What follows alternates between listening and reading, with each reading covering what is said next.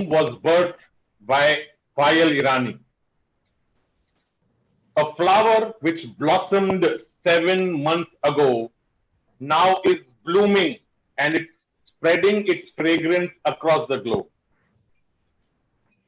Bloom is into physical and mental wellness, training, speaking engagements, organizing signature workshops for individuals and organizations who want to go to the next level. We at Bloom have a dynamic team which has been individually handpicked.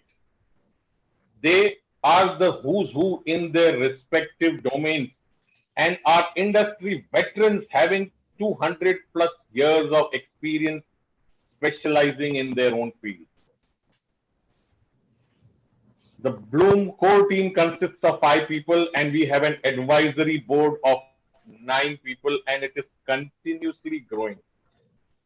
As Bloom blossoms, we will be needing more people to join in with us to take this dream forward.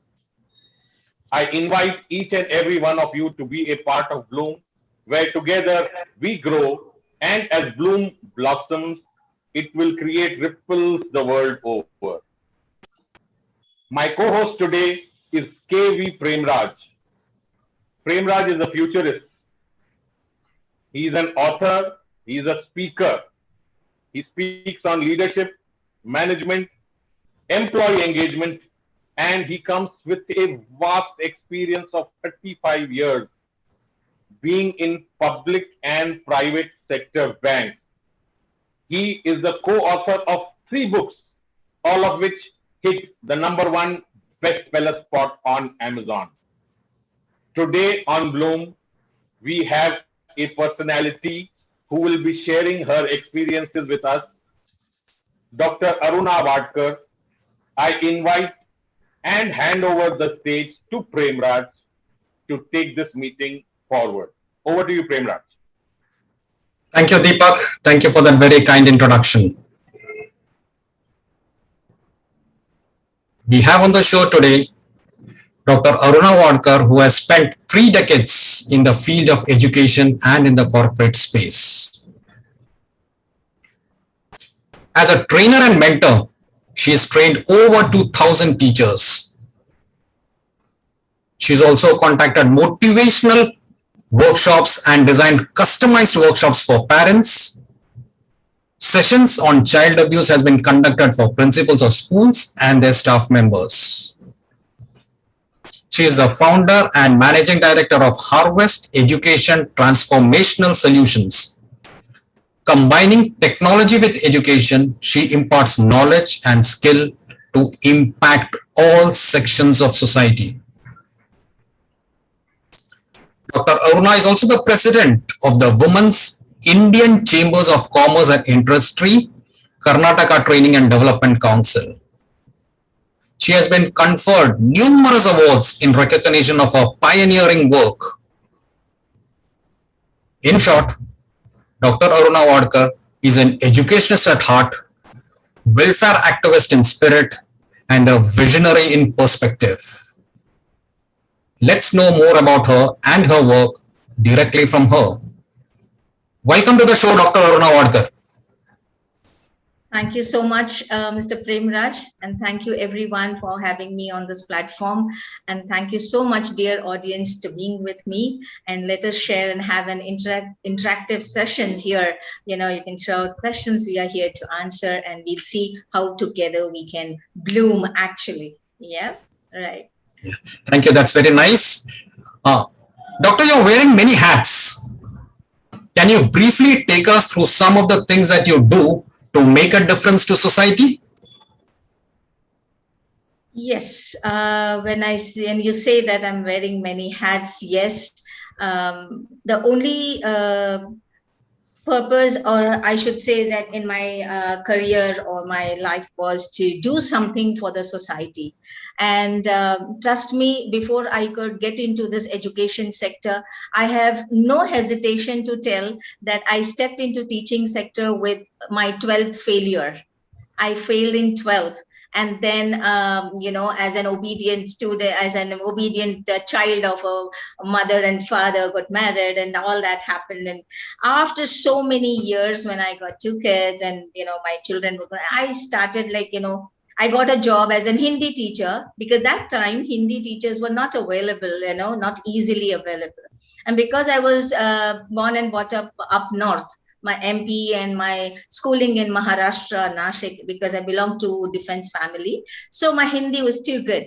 So I got as a teacher job, and I said, okay, I'm on the top cloud nine. I don't need to work anymore, and I don't need to study. Being a failure, I got a job. What more?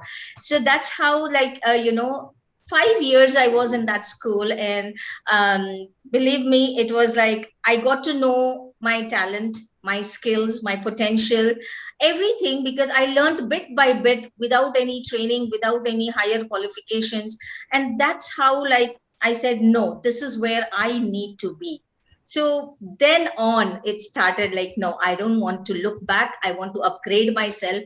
When, after 10 years of my marriage and having two kids, 10 to 12 years, I went back to my old college, and I told my sister, I was into missionary college. So I asked her, sister, can you help me with my, to continue with my 12th? And then I have, it was a sarcastic, I still remember that sister. Said, oh, better late than never, So it was like, okay, I really need to work on this. And she really supported me a lot. And I was out of the school because they said, I'm sorry, though you have all the talent, we can't keep you. But based on the 5 years of experience, I got in another school. And then I went to a professor to ask him that, can you teach me my accountancy subject? I was very bad in maths, but then parents persuaded me, okay, you take account. So I took account. So, okay. But then I flunked on that. So I said, can you train me in that? Can you coach me? So his two children were my students, and I was the professor's too. Right, and when we come, as you questioned, society, that is when I realized that no age can stop you to do anything. Anybody comes across to in my life, I would always suggest there's no stoppage for anything that you really want to do. And if you get to know yourself first, you would be the first change maker that you can do. So that's how I started building up. I climbed up the ladder and everything as such. And then I used to take, I was in corporate HSBC Bank as well. And we used to take voluntarily coaching sessions and all. But end of the day, the education was pulling me very badly, though I had a good salary. But then education sector was pulling me back. So I shifted, because that education that gives you, the self-satisfaction that you have for yourself will not come when you really into a corporate. That lifestyle is different, the learning is different. So that is how. And then I started, even when I was not teaching, didn't come into education sector, I used to take session for the poor children who cannot afford to pay for tuitions, but they were very interested to study. So I used to take, yes, end of the day, let me tell you, yes, I was in my situation asked for money as well. But I used to conduct one session for poor children completely free, and then charge for another section where I could get some money to pay it. Because so that is how, if we think in our own self, like how a little bit that I can do to the society to bring the change. And that is how we got it. And then once we did that, what happened is, as a regional director, and the physics or the style that I was earlier and now, it's too much of difference. So I was invited in one of the school, Mount Literacy School in Mysore, and I was on the stage giving out the prizes. So that time it is like a group of children came running, and they said, okay, ma'am, do you recognize me? Do you recognize me? I said, I'm sorry, Eddie, but how do you know me? Ma'am, you had long hair that time, but we remember you. Because of you, today I'm a lecturer in that gives you the immense, that is the change that we need to bring slightly in the society. That is now what I'm getting into slowly, which I will tell you in the course of time when we in our discussion. So these are the small things that I've done, which are n number of things that I wanted to, and I still want to do, make the change in the society. Thank you. Great share. You're the embodiment of making failures the stepping stone to success. Thank you. Thank you for that great share. You have been associated with Dolphin International School, Pulwama, Kashmir. Yes. How different is the system of education in Kashmir from the rest of the country? Okay, so yes, I was privileged, I should say, to be a director principal in Dolphin International School, and our amazing chairman, Mr. Farooq Fazili, was a gentleman by nature, and I should say he has amazing thoughts to bring change in the education system, change in his own school. But what happens, as we all know, what was the situation there? Because wherever we go, education is one of the building blocks of the human development. Actually, when we talk about education, and being literate and being educated are two different versions. But even to get that, literally the education in itself was too difficult there, because I am the life experience being there for a year or so. It was too difficult what I saw for us to implement things, in fact. So I went with the great zeal that I would bring a lot of changes, and I would meet up to the expectation of Mr. Fazali, and he is connected globally. He has connection global people to bring in changes in his school. But unfortunately, it was like, the rights, or you should say the foundation for progress in other areas, maybe education or anything, development of institutions, anything in that matter, the conflict that happens undermines the foundation of building up these things in a place. So when we call about, particularly in Pulwama, it is really, it is considered as a conflict zone. Right. So, but when there is a conflict in a particular state, what happens is the conflict destroys the complete education infrastructure when you talk about, or when you talk about the educational system, when you talk, it completely reduces the, what do you call, the conditions of the schools. Because when I was there, the school would run for 1 week, and another alternate week would be a band totally. So there was like, we try to bring something changes that needs continuous persistence, implementation on anything that you want to do. But then when there is a break, children lose the interest, teachers lose interest, and even who really, people like us, or when we call ourselves as educators, we really want to do something, but we cannot do it because you're so helpless, you don't have any. And another factor that I would tell you, that it affects the children and the youth directly through the loss of the things that are happening, that were happening there. Every now and then, the bomb blast you call, I don't want to name it as a conflict. Conflicts means everybody knows it, but then it affects very badly on the psychological part of every individual. Yes, adults, yes, but mainly for the students.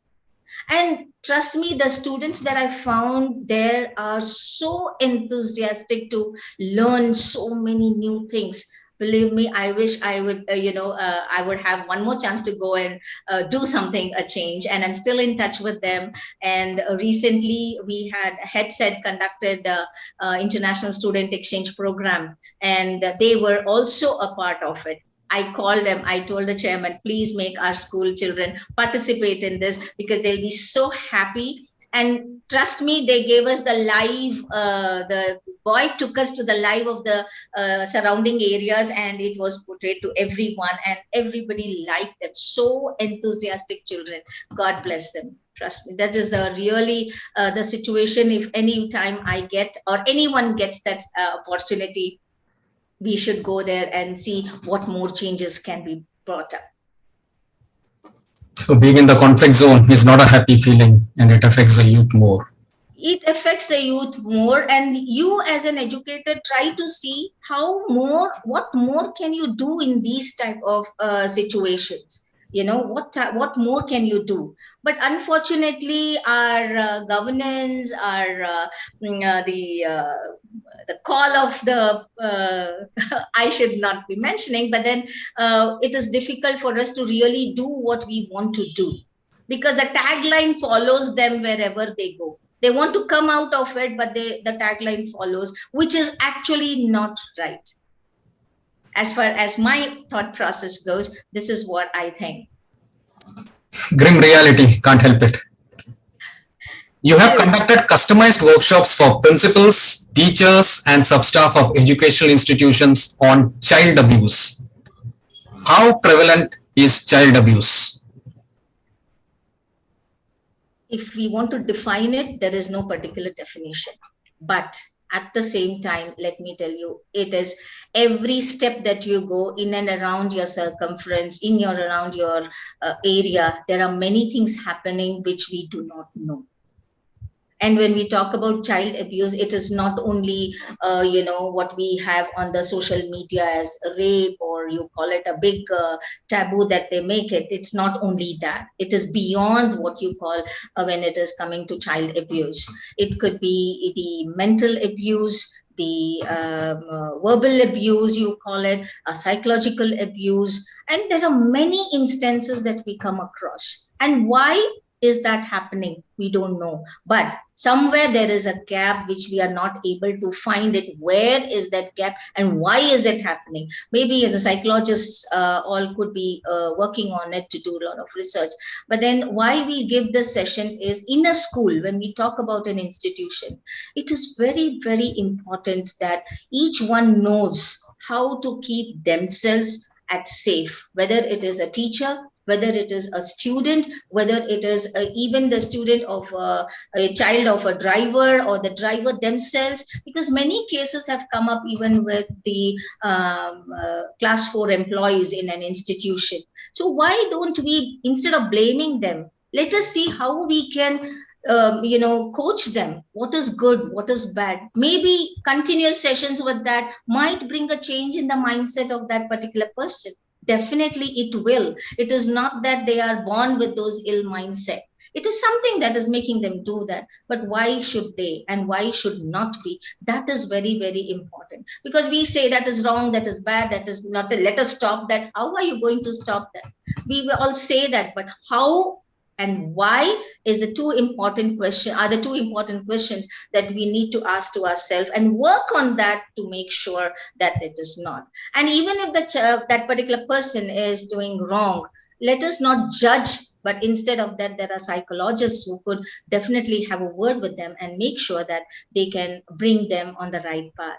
So, and again, many cases that we come across is, I myself have done a lot of counseling, but it is inside the house. Inside the house, you never know who is what.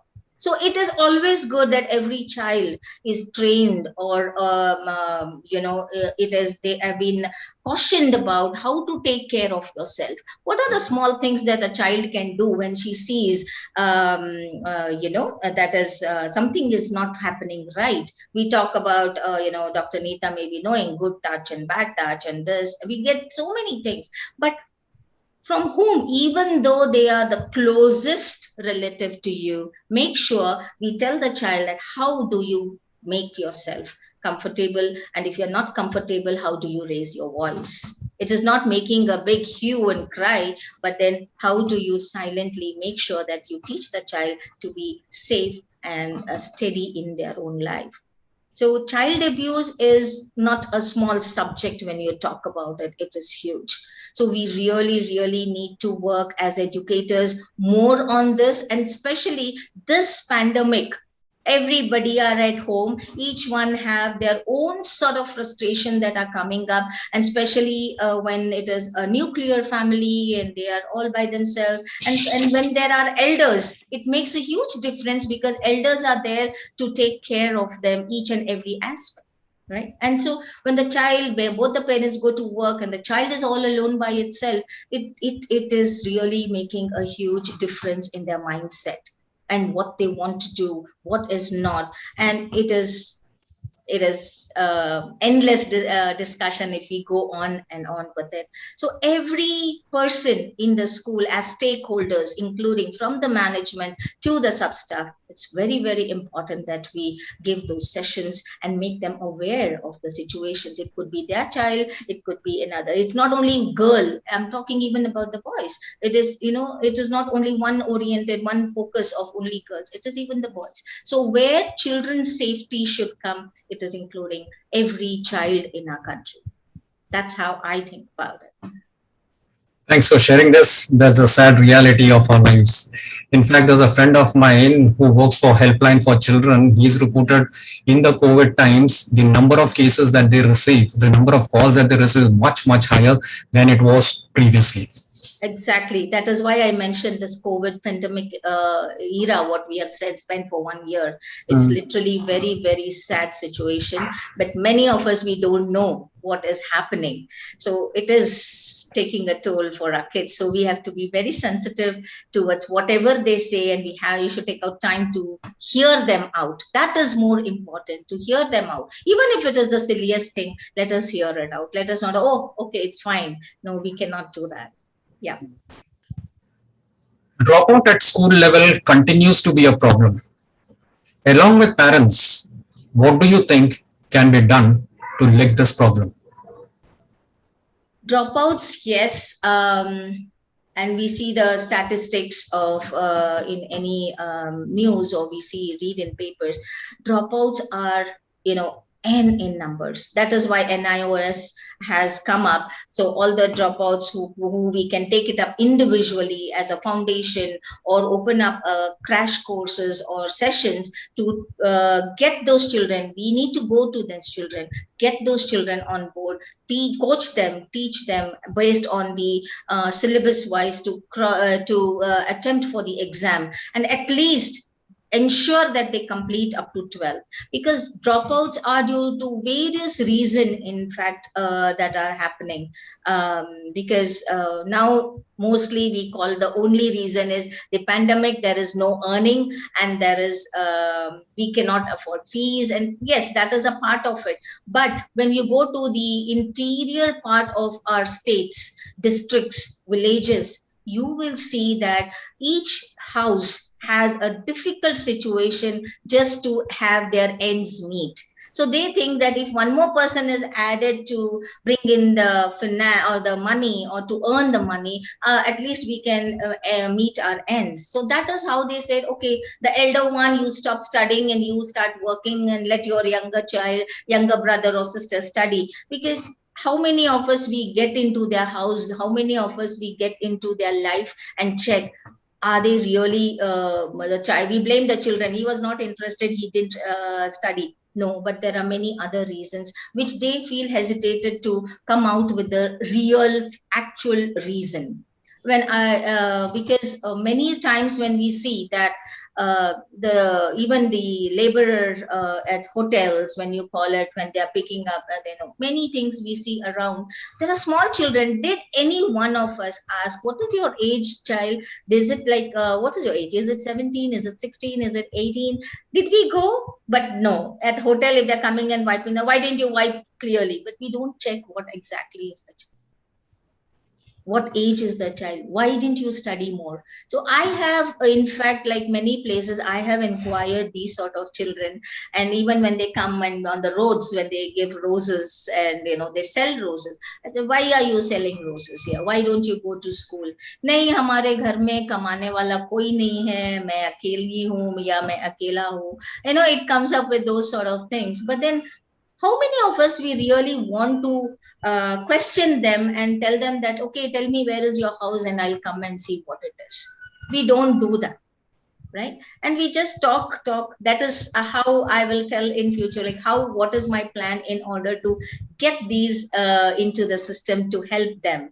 I will definitely share. So dropouts are for many reasons. So I should be, telling that NIOS is really doing a good job. In fact, though they are not charging more for these children, and in case if it happens, I would be very glad to take up on 10 students and put them to NIS to face their exams or pay for their exam fees too. So I would be very glad if I'm able to do. I can definitely tell you if in the due course what it is the plan. That's a noble thought. Thank you. MSME as a segment has been flagged off as one of the key drivers for employment generation. Your organization, Harvest Educational Transformation Solutions, is registered with MSME, Government of India, the last 4 years. Can you enlighten us on some of the numerous achievements that has happened in this field? Okay, that's a good question, but then there is a difficult answer to that actually. If I talk about my own organization, though it was, launched, started in May 2017, but then single-handedly to do something, it is too difficult, right? And only not having the entrepreneurship in your mind, but you want to do something and you really are having that passion to do, but you have nothing, nobody around, and you stand alone and you want to do things. So it took actually, why I thought of opening this organization was with a huge experience of 3 decades in whatever experience of a failure I faced, and whatever the drawbacks I saw in the education, what the minus points I saw with the teachers when it comes to real teaching and when it comes to real implementation. And I wanted to put that out, and I had nobody to talk it up. So I thought, let me open this and see how I can bring in people to do more things in that. So what happened is that for at least 1.5 to 2 years, I was like tug of war in myself, getting the data, getting to connected to principals, getting connected to the managements, in fact. But everywhere you go, let me tell you that it is that, do you have your YouTube channel? Do you have your profile with you? And I didn't have anything. I didn't had anything actually. And everybody wants the proof. So how can I get the proof? And I was so, every training or anything I did, I had no idea that I could click pictures and keep a proof that, okay, this is what I have done. So I had nothing with me. Okay. So that is when it took a long years. And then if you see my profile, I have done workshops in many schools, from Maharashtra, Shivpur, to many of our district-wise schools in main interior. I prefer more to go into the interior range of the states, because there is the place where we need to reach out.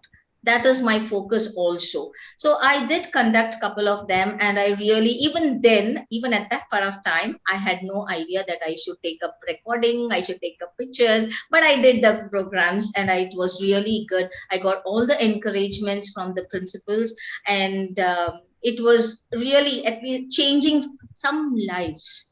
So then again, when we come back, we have to get our bread and butter. So again, went back to job, and I was as a principal in North Karnataka at ARJ International School for 1 year, and amazing chairman, a very good person, individual, and who also want to do a lot over our society, and Mr. Pradeep Jain by name. And yes, again, it became a taboo with this COVID pandemic, and I had to come back. But I should say this particular pandemic has been a blessing in disguise for me, actually, because I did not leave my passion, I did not leave my focus. And now, to be telling you very openly, and yesterday we had an official meeting, we have on board advisory board people from Colorado, from Greece, from Malaysia,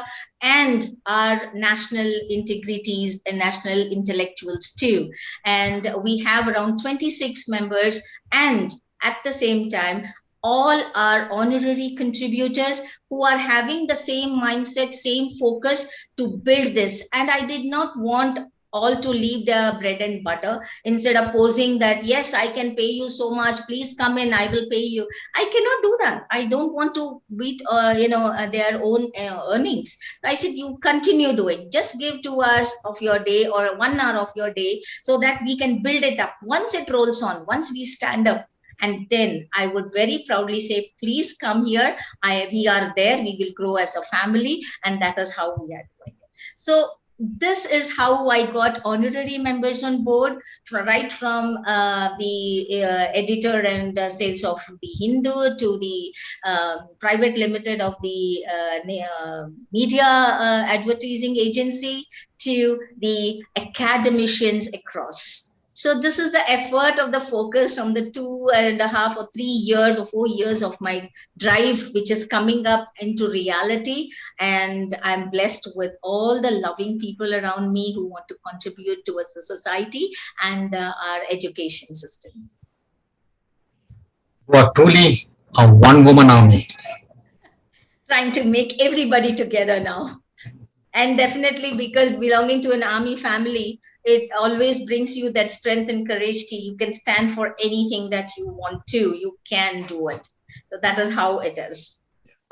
I'm sure like-minded people will gravitate towards you. Thank you. Taking your work forward, you have spawned HETS Foundation this year. Can you please throw a bit of light on what this foundation aspires to achieve? Right. So as I said, my organization and now blessed with 26 members into it.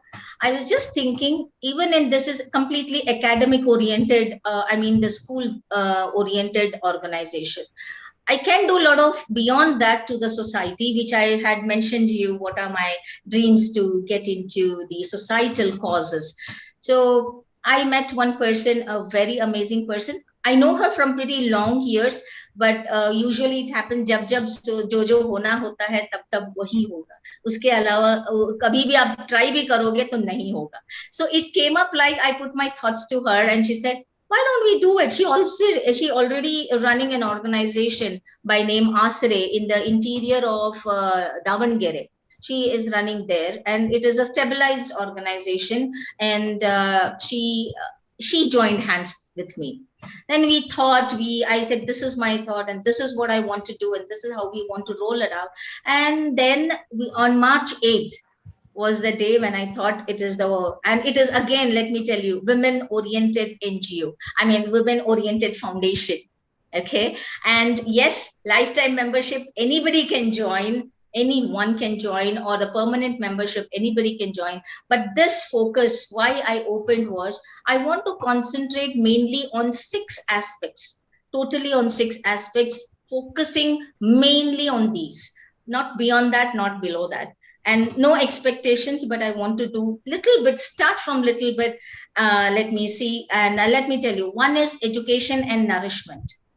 Okay. So education has to be nourished in order to bloom again, as per your own platform. It is a real blooming, right? And then Mahila Kshema Buddhi.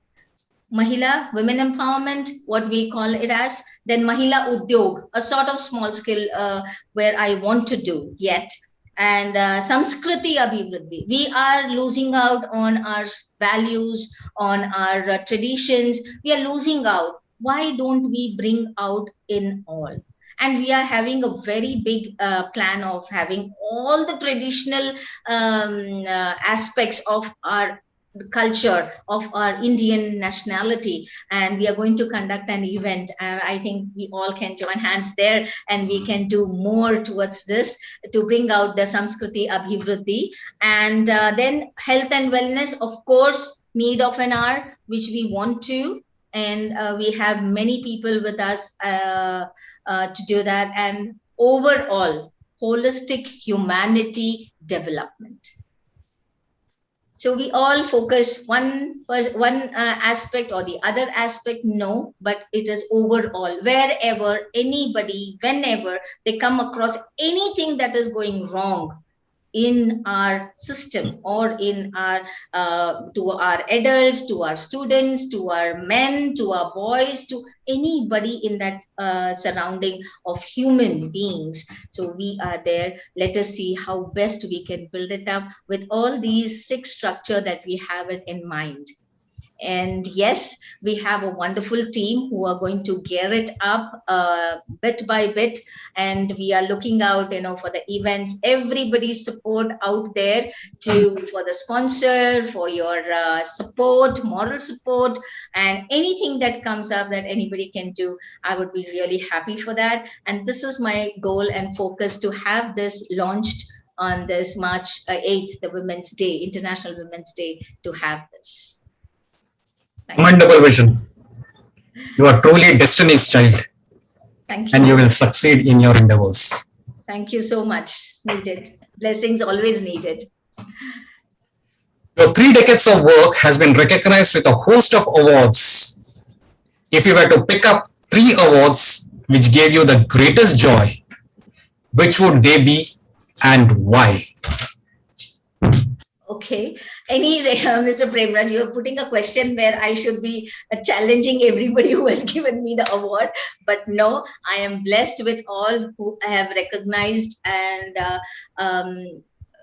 for the honor that I got, actually. But one thing I would like to say, that I am complete till date. Whatever awards I have got, I have not paid for any awards. And I am not in for any awards at paid awards at all, and nor my organization will be wanting to take money and pay the awards. It is really I want it to be human oriented. And recently, not in the month of January, I suppose, in the month, I mean, even Dr. Neeta knows it, and it was like the award, educational award that we gave, Guru Varya Samman, a harvest nurturer, Guru Varya Samman. And I reached out to the principals who were connected with me from the interior part of the districts where I used to visit, maybe Tamil Nadu, maybe Karnataka, anywhere in that manner. And I caught them. I said, many people are doing the work, but they are behind the curtains. Nobody recognizes them, because I am one of the experienced person in that. Unless you project yourself, nobody would know you. But they are doing huge, humongous work in their own field. She is an author, she is a principal, she manages schools, but where is she? Nobody knows her. Nobody knows her. So that was my purpose on that this thing, and we awarded her. For a start of my organization, 150 educators we awarded, to bring them on the platform and give that recognition. And I'm happy that I was able to at least do a bit to reach out to the people who are doing the work. And when you talk that so many awards, yes, the only thing when I think about like awards, yes, it's a boost to to motivate you, to give that recognition. Oh, and I at least pat my back. Okay, I have got this award today. Not bad. But yes, one award was really motivated me a lot, because I would definitely not, my due respect to, I should say, Dr. Ganesh, Professor Ganeshan. I don't know how many of you all know him, but that particular platform, they had a very stringent criterias, and they had 7 criterias, and we had to meet all those criterias in terms of your accolades, in terms of your achievements. Your scores, in terms of your qualification, in terms of your work duration that you have. Many aspects were 7. So only if you meet up with that part of those criteria, you would be able to qualify for the award.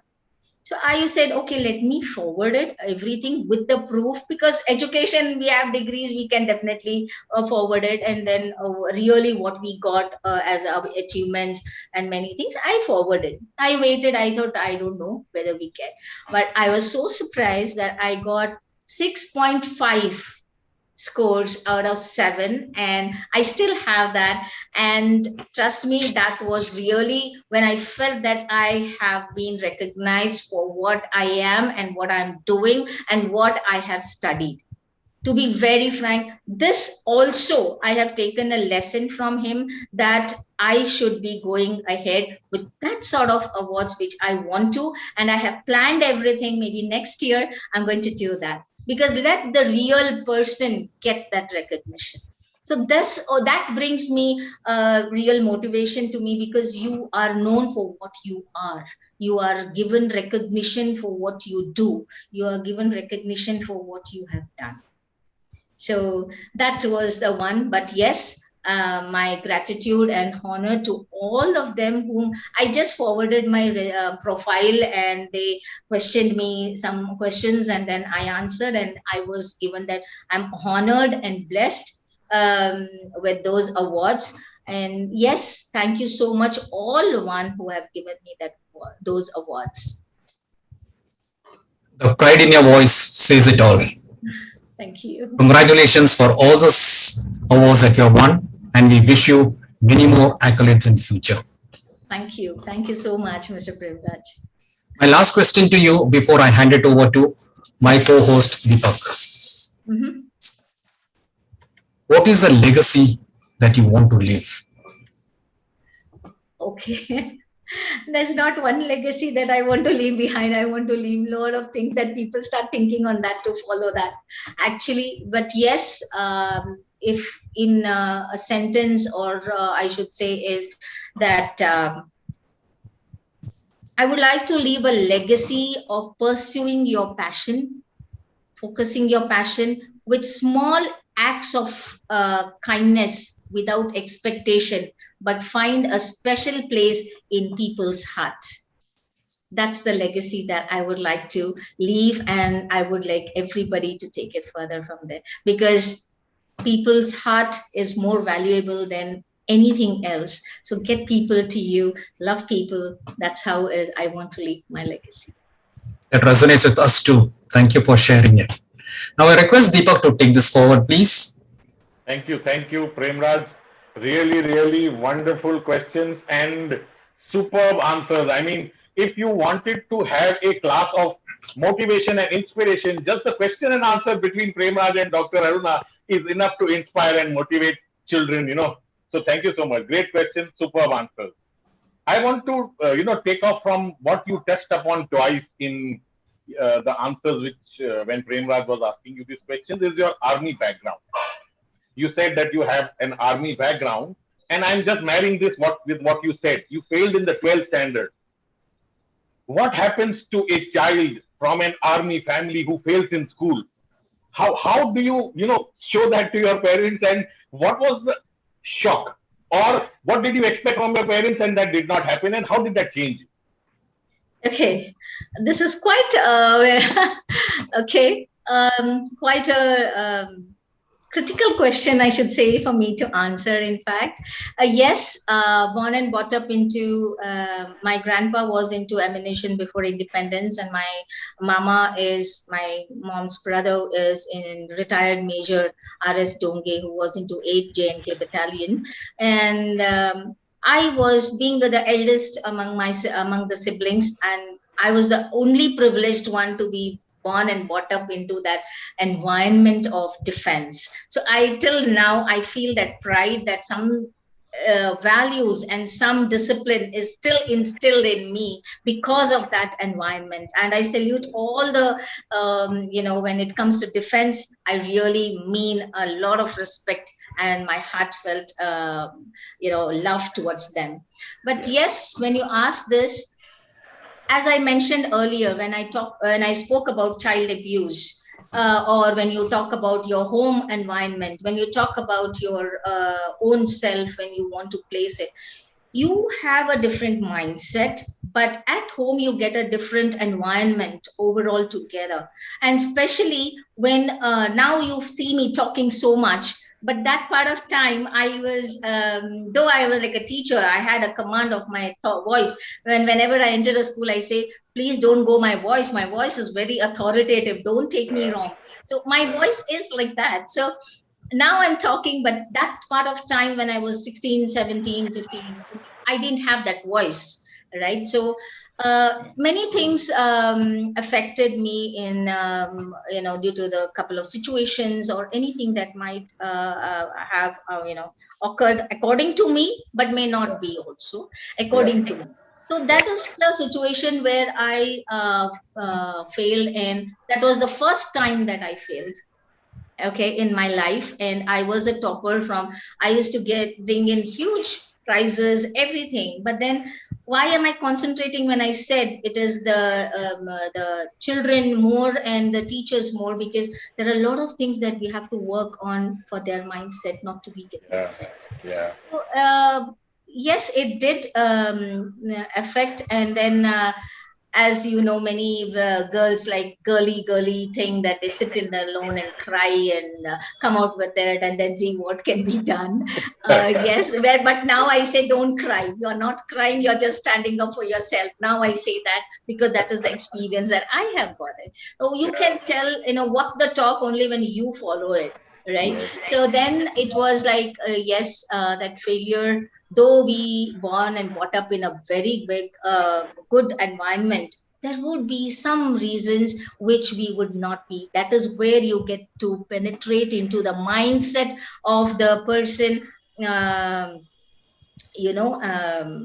it is like, to know the real reason, why the child has failed, why the child is not performing, why the child is, how many of us, even if it's a teacher among the 40, we daily look at everyone's body language. Why the child is silent today? Why the child is over talkative today? So these are the small things that we didn't have that time. Nobody to ask, nobody, our parents didn't know these sort of things to, actually question or, ask. Now we ask our children, okay, well, what you want? What happened? What is your aim? No, that time we just used to follow our parents as an obedient kids. Yes, we used to follow.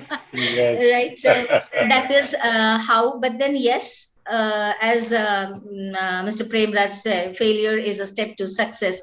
So I never took it. Yes, I gave a gap of certain years, feeling that, okay, marriage is done. I got a job, nothing more to do. But then again, you cannot take it everything as a cakewalk. Every step in life teaches you a lot. So that's how I'm here today.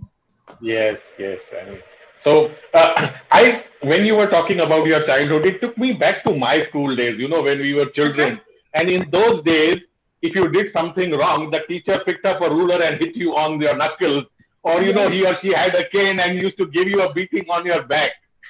They used to say in those days, spare the rod, spoil the child. However, things over these last 20, 30 years have changed a lot. Corporal punishment is strictly no. Teachers are not supposed to touch or hit. What has changed? Why was it allowed then? Why isn't it allowed now? And the next question, logical question is, despite what happened to us, we all turned out quite well, isn't it? Exactly. Okay, to your question, when we say that, that part of time, the parents had a different approach towards their children. A complete different approach towards their children, that they wanted to groom their children, and it was like a legacy carried away from our grandpas, great grandpas, and went on as such. But as the time passed, and I have taken cuts on my knuckles because I was the naughtiest child in my school, in my class. I was the naughtiest child, okay? And then I have taken, but and at the same time, during those days, we used to leave our kids like, okay, these are your property. You groom them, you train them, you take them. Even if they're doing mistake, you have the right, like a parent, to scold them.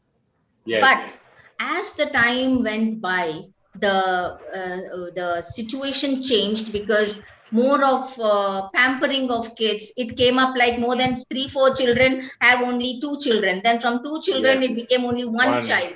right? Yes. So what happened is, okay, I have only one child. And what Yes. if the child gets hurt? What if the child gets that pain? What if Yes. anybody scolds the child will, do what it is? But the Yeah. thought of the parents, it shows on the children, Yeah. because nowadays parents are, the trust factor is gone between the Yeah. teacher and the parent. Yeah. The trust factor is really gone. When we talk about the trust, it doesn't mean that the relationship trust, but she might harm my child. I have only one child. What if she Yeah. harms?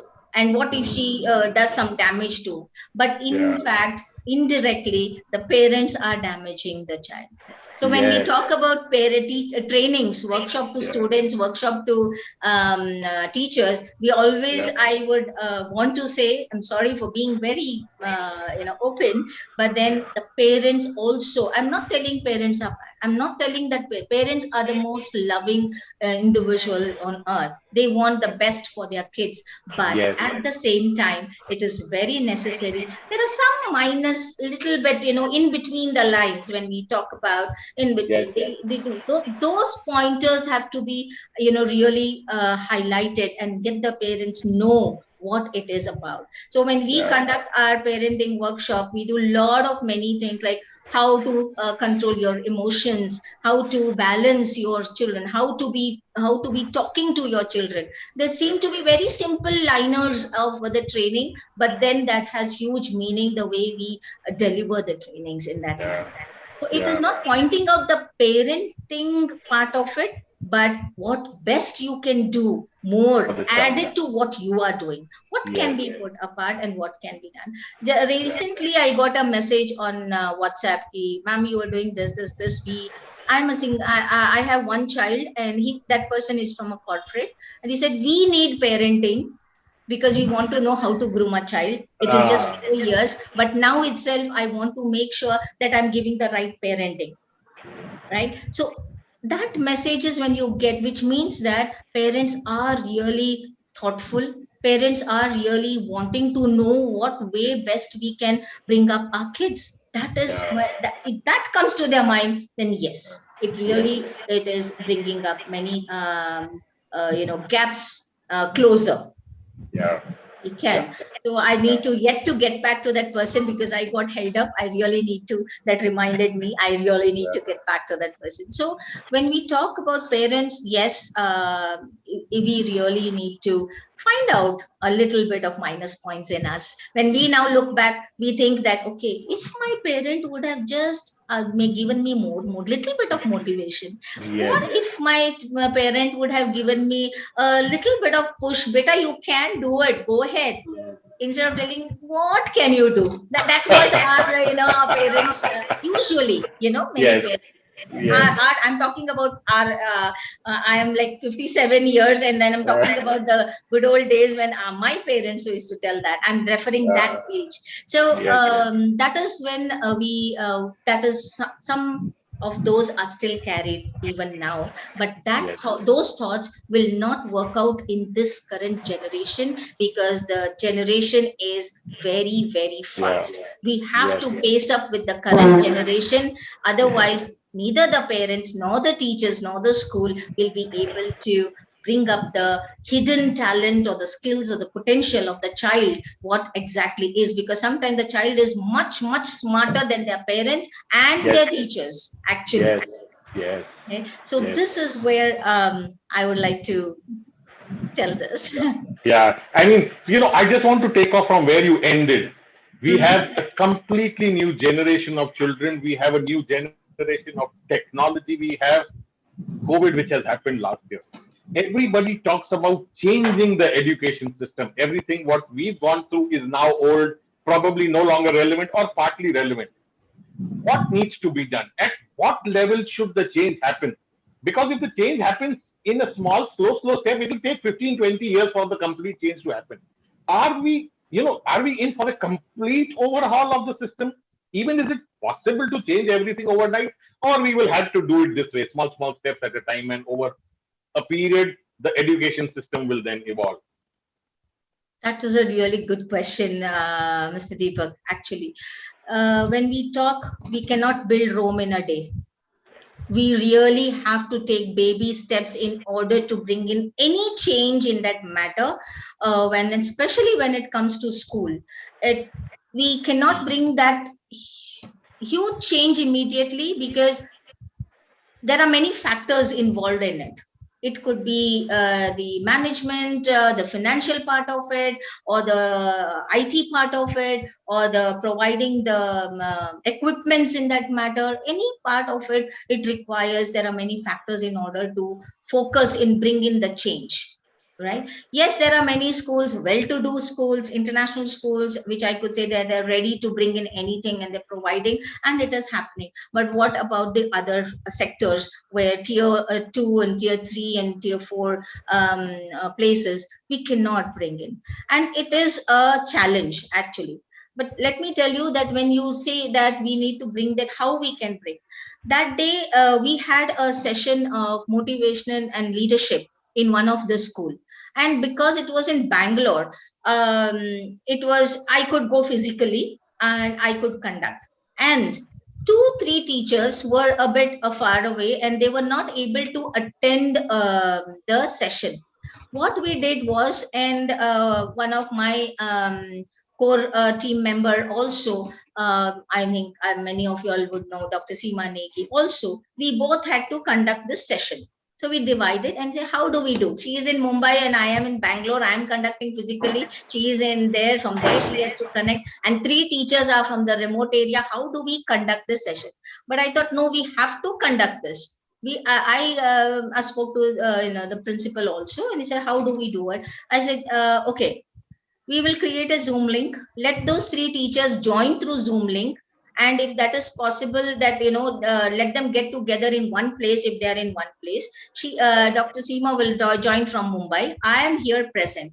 So the teachers joined in online. The physical teachers were present there, and it was like online session going on plus the physical session going on. I am there, and one more trainer from Mumbai is like. It was like a real difference that we bought, which means that nothing can stop you if you really want to do something. Yes. Nothing can stop you. So that is where we feel that if you want to bring a change, let's brainstorm. We have to bring that brainstorming together and see what more we can do, and what more we can give it to the society. So learning or teaching or your technology shouldn't be a hindrance. Yes, earlier even including me, I used to feel that little bit of disturbance. Oh my god, what happened now? What will people think now? It is, we are disconnected. What now we just say sorry for the technical glitch. You all know we are all online, and Yes. it is the power BBMP or anything. It is they are deceivable. You can go anytime. So so please be more positive. In case there is, please rejoin, or we answer them with calm and compose, because we are now used to this. So let us join in such a way that nothing should stop you in your work that you are doing. So that is when I talk about IT and the changes. Yes, changes, baby steps, changes can be made, and that has to be rooted in people's mind that we can do it in spite of whatever hassles or the obstacles or the challenges we have. Yes, yes, very well said. Now, I just want to touch upon this one thing. And since you are, based in Bangalore and from Karnataka, and you've been around that state, when we were growing up in the late 70s and 80s, Karnataka used to be this place where engineering and dental colleges used to mushroom. If anybody after doing 12, where are you going? I'm going to Manipal. Why? Because I'm getting a seat in Karnataka. Mushrooming of these colleges threw out so many doctors and engineers that there were no jobs available for most of these people who passed out from there. And there used to be capitation fees then, and under the table dealings also happen a lot. How much has changed in the last 20, 25 years? Has the education system understood that you can't have colleges which are mushrooming and then I just keep on throwing out graduates who will never find jobs? What has changed in your experience of the last 30 years? Okay, so when we talk about doctoring, medicine, medical engineering, that is what do you call, a huge question mark even now, actually. And when I told that it is the parents, when they, from, we are coming from the, when I said I'm coming from a defense family, I definitely wanted my son to be in defense, right? So but then I cannot push it because that might not be his or her forte.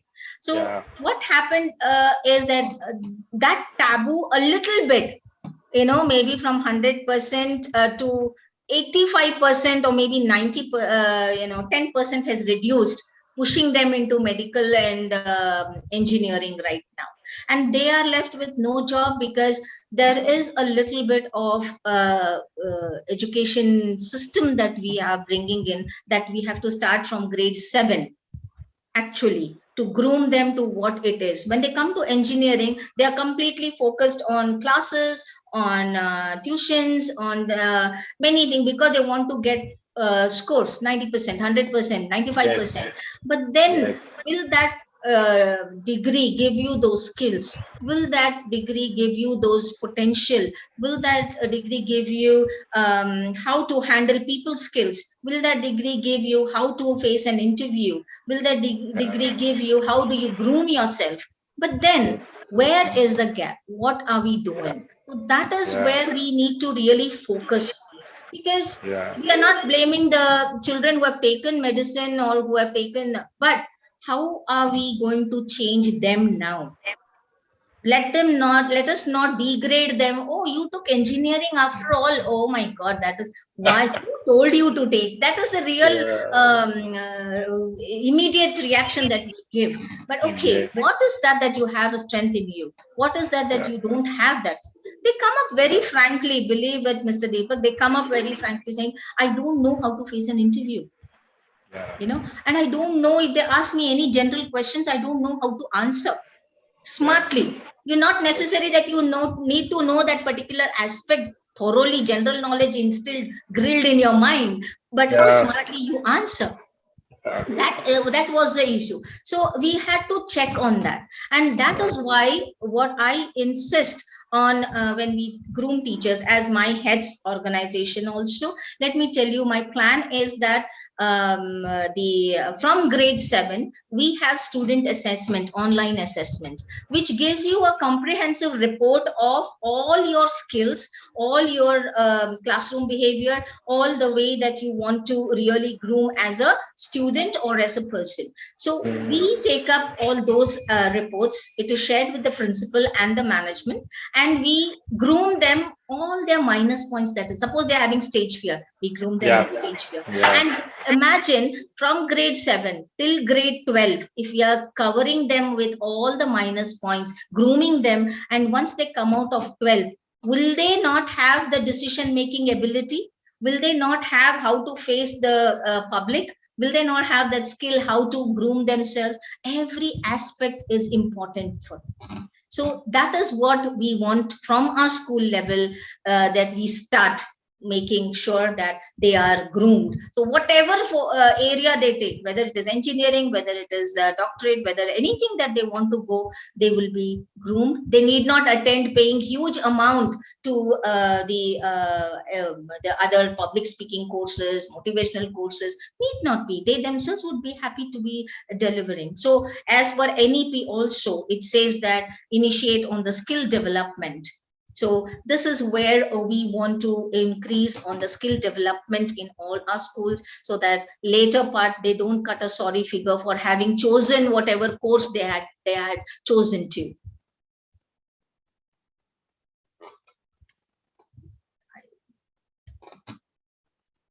We couldn't Yeah. hear. My last question to you before we open up the stage for question and answers is this. Coming from a money and personal finance background, I'm yet to get this answer from an educationist. Why isn't there a subject called money or personal finance in the school curriculum? I agree to that, Mr. Deepak. financial literacy is very, very important. And to bring that, because we as a principal, I was like way back principal, then came to management, but even at that point of time, even we did not think that financial literacy is important. But Yes. one thing what we could do is we could tell the children that how to establish a bank, how to open Yes. an account. We used to Yeah. do that like a Yeah. real stage Yeah. perform. Why? Because that we didn't know actually how to bring in, whom to bring in to get the financial literacy classes done. So that was the, we accept, we have to accept which we don't know, and we didn't know that. Now we know Yeah. everything, most what is to be brought in. So we tell others to bring in the financial literacy, because even now if you tell me how do you manage your finance, and I say okay, let me think about it. Okay, so that is how I am still. So it is very much required. I really would be happy that maybe you can be a part of one of our sessions when you can give us the financial literacy to all our students and all the teachers, to bring them Oh, how to yes. go ahead for it, Most right? definitely. Most definitely. It would be an honor Really and an absolute pleasure to share my knowledge with everybody else. sounds good. Over to you, Great. Prem Raj, and we can open up the stage for questions. Brajbhushan Sharma says, feeling honored while listening to an unstoppable person. Dr. Jagannatha Rao says, greatest satisfaction in life is when your students come up in life and meet you down the lane, especially many, many years later. That's true. Thank you. A.S. Patil says, good afternoon to all and wishing everyone a very happy Holi. Happy Holi to you too. Happy Holi. Brenda Mendes says, wonderful story.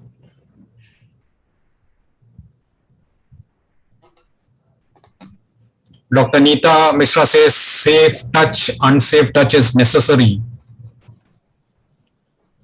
Again, Dr. Mishra says, verbal abuse is to be addressed too, as it hits very badly. Asha Lata Pramod says, we should start evening night classes for such children as was done for adult literacy. There has been a successful initiative for rag pickers by an organization called Spark. Okay. Mr. Brajbhushan Sharma says, children genuinely interested in educating themselves are fighting against circumstances in our nation. Let's reach out to them. We could start evening night classes for such children as was done for adult literacy.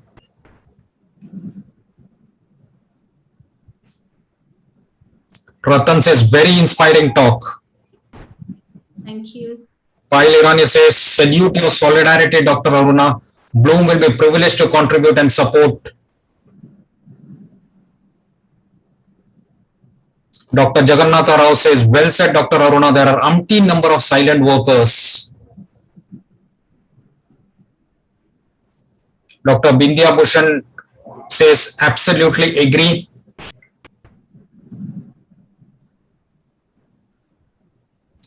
Mr. Arvind Bandiwadekar says, inspiring journey, Dr. Aruna. Dr. Jagannatha Rao says, loud talking most of the time is either taken as being very angry or very arrogant. It's just voice box, maybe without volume control. He also says, helicopter parenting is the norm of the day.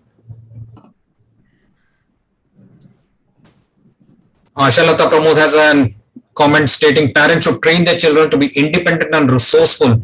Parents are lost without the guidance of elders to guide them on how to handle situations. Children grow up thinking that the world is their oyster and everyone is created to be at the beck and call. Sad reality. Reality, yes. Satish Shinoy says, fantastic program. Thank you. Brenda Mendes says, Dr. Irani, you're a real inspiration. We second that.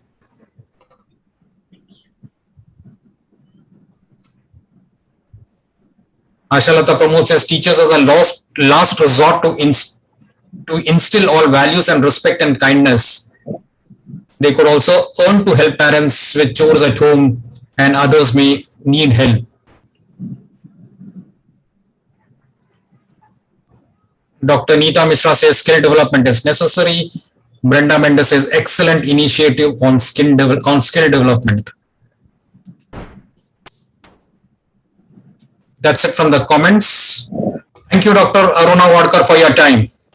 It's my pleasure, Mr. Premraj, and thank you so much, Ms. Payal. Thank you so much, Mr. Deepak, for having me on board, and thank you, Dr. Neeta, for introducing me to the Bloom platform.